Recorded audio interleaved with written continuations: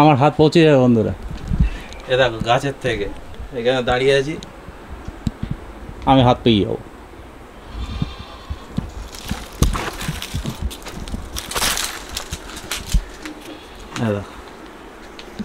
এই হচ্ছে নোনা। এই ভিতরটা কিন্তু আতার মতোই, কিন্তু অত মিষ্টি না। হ্যাঁ পেয়ে গেছে তো। খাবে আসো। হ্যাঁ তো পুরো ভালো করে ধুয়ে নিচ্ছি।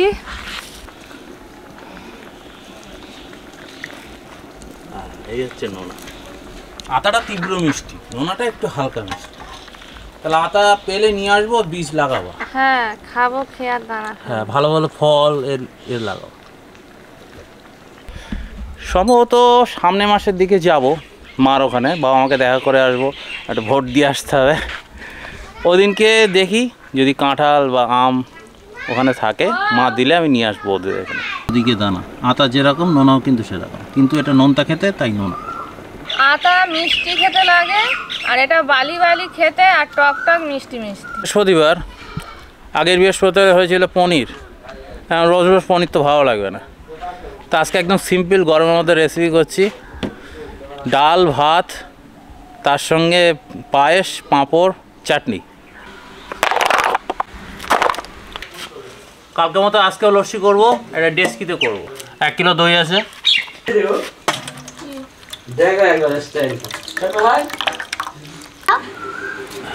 বৌদি না বলে দিতে পারবো না, তুমি জানো। বারবার এক কথা বলবো না।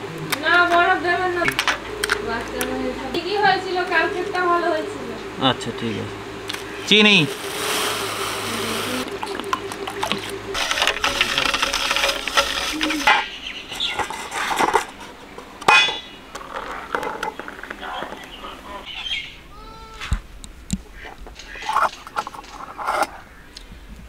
দাদা বৌদি দুজনে একসঙ্গে আছে। দাদা নাও,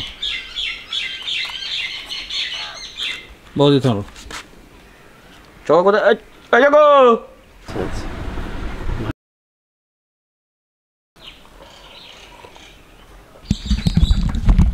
আর বন্ধুর বউ, দাদা বৌদি দুজনে একসঙ্গে লস্যি খাচ্ছে, আর সবাইকে দিয়েছি। বৌদি গোবর দিয়েছে নাকি এখানে? ভালো আছে। কী বলো তো, গোবর দেওয়ার ব্যাপারটা হচ্ছে গ্রামের সমাজ বাড়িতে একটা নিয়ম। মানে ধরো এখানে খাবার দাবার রান্না হয়, উঠোনে একটু গোবর দেওয়া থাকলে একটু শুদ্ধ বজায় থাকে, এই জন্য আর কি। আলু টমেটো কাটছে বৌদি, আলু ভাজা আর টমেটো চাটনির জন্য। আর ওদিকে একটু ভাত বসিয়ে দিচ্ছি। ভাতটা বসিয়ে দিচ্ছি বন্ধুরা। যাও 250 মুগের ডাল আছে।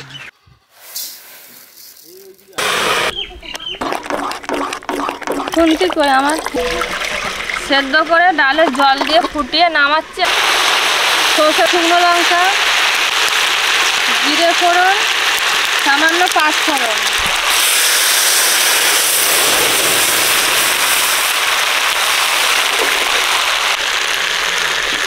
লবণ দিয়ে দিচ্ছি। ডাল হয়ে গেছে, ঢেলে দিচ্ছি।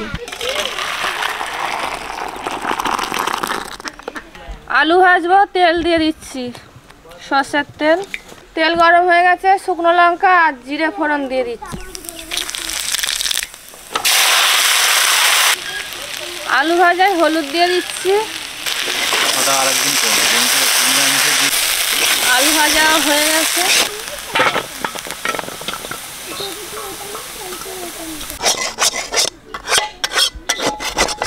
আলু ভাজা ডাল হয়ে গেছে, তার সাথে ভাতও হয়ে গেছে। এবারে চাটনি হবে।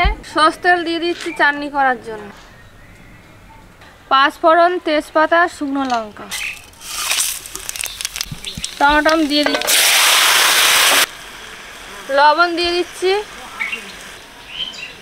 ঢাকা দিয়ে দিচ্ছি, চিনি দিয়ে দিচ্ছি।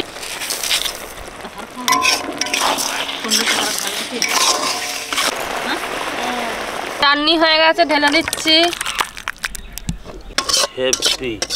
সাজাতে হলো না, পুরো সেজে বসে গেছে আজকে পাঁপড়। এটা ভেঙে ছোট করে নিচ্ছি। ডালনা দিয়ে দিচ্ছি পাঁপড় ভাজার জন্য। সবটা দিল যতটা থাকে পরে আবার তুলে রাখা যায়। প্যাকেটে বাজারে এনেছিলাম আমরা বৌদি, ওই প্যাকেটের ভিতরে পাঁপড় রেখে দেবো। তেল গরম হয়ে গেছে, পাঁপড় ভেজে নিচ্ছি। অর্ধেক খাওয়া পাঁপড়, মাছে খেয়ে নিয়েছে পাঁপড়।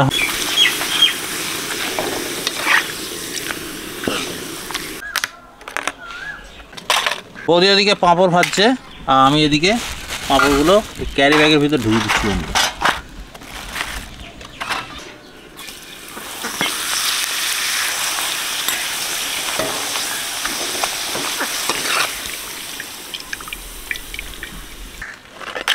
এই প্যাকেটে নিয়ে মুড়ে রেখে দেবো 7-8 ঘন্টা হবে।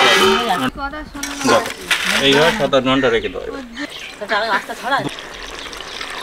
দুধ ফুটে গেছে, আর চালটা দিয়ে দেবো।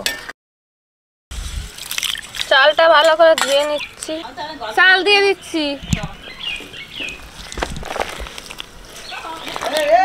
দিয়ে দিচ্ছি তেজপাতা দুটো। গুঁড়ো দুধ দিলে পায়েসটা একটা আটা আটা সর বসবে, ভালো লাগবে।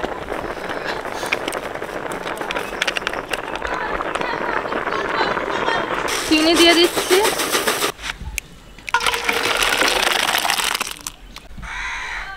টমেটো চাটনি, আলু ভাজা, মুগ ডাল, পায়েস, থালাটা সাজিয়েছি বন্ধুরা। বৌদি একটু ব্যস্ত আছে আজকে, বৌদি শ্বশুরমশাই খাবে। আচ্ছা ঠিক আছে, আমি খাওয়া শুরু করছি। হ্যাঁ খাও।